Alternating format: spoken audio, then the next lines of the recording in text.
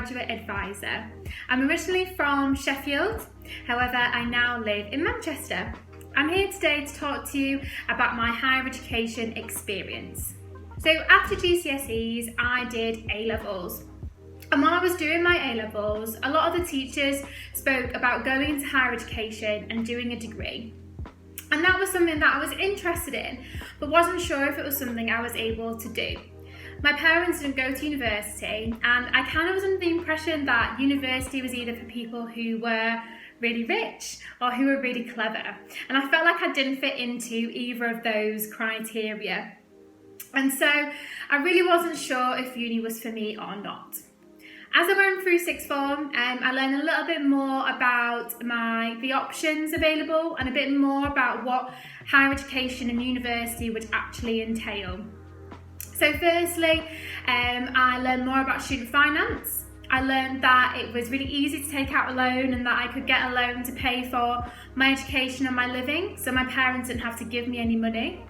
And I also learned that there was lots of different options of universities with different entry requirements and different types of learning.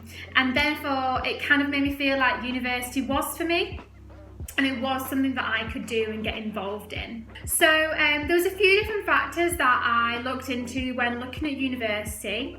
The first thing was I lived in the countryside, so there wasn't really anywhere nearby anyway, but I didn't want to go too far away from home. So I looked at universities that were about an hour and a half away. And so I looked at all those that were in about that radius. Secondly, I did lots of theatre and dancing at school, and I wanted to carry that on at uni. So I looked at universities that had societies in theatre and performance, and tried to see which ones I could get involved in.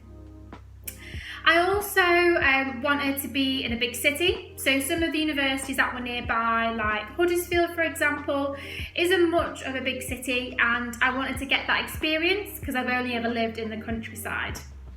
So this was quite simple for me. I did sociology for A-levels, and I actually really enjoyed it. And it was a gamble for me at A-level. So one piece of advice is don't be afraid to take a gamble, especially at college or A-level, because you might realise that it's something you enjoy. And that's what happened to me with sociology. So I took that as an A-level, really enjoyed it, found it really interesting, and it was a subject that I did the best at, and I really enjoyed doing. So for me, it was kind of a no-brainer. So this would have to be my experiences abroad. So I did a year abroad programme while I was studying at university. This added an extra year onto my degree, and I took it in between my second and third year. So it's sometimes called a sandwich year. So I took this year out, I went abroad to Canada, and I studied sociology, my degree, in Canada. I went to a Canadian university, I got to live with other Canadian students, I did lots of travelling while I was there, so I went to visit lots of other big cities and universities across the country, went to Niagara Falls and things like that. I also was able to see a little bit of what American university life is like, so very similar to America, where they have sororities and they play baseball and American football and cheerleaders and all that kind of stuff. So that was really fun. So there was a few different things that really helped me while at uni.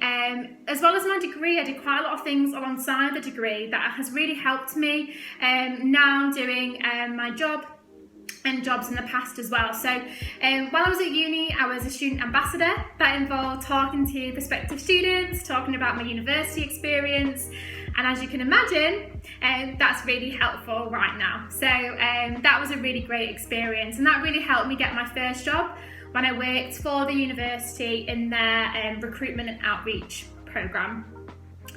I also was and on the committee for a society. I was a publicity secretary for a mental health society, and with that I managed their social media, I organised events. So my top 3 tips: number 1, don't worry if you don't know what you want to do in the future.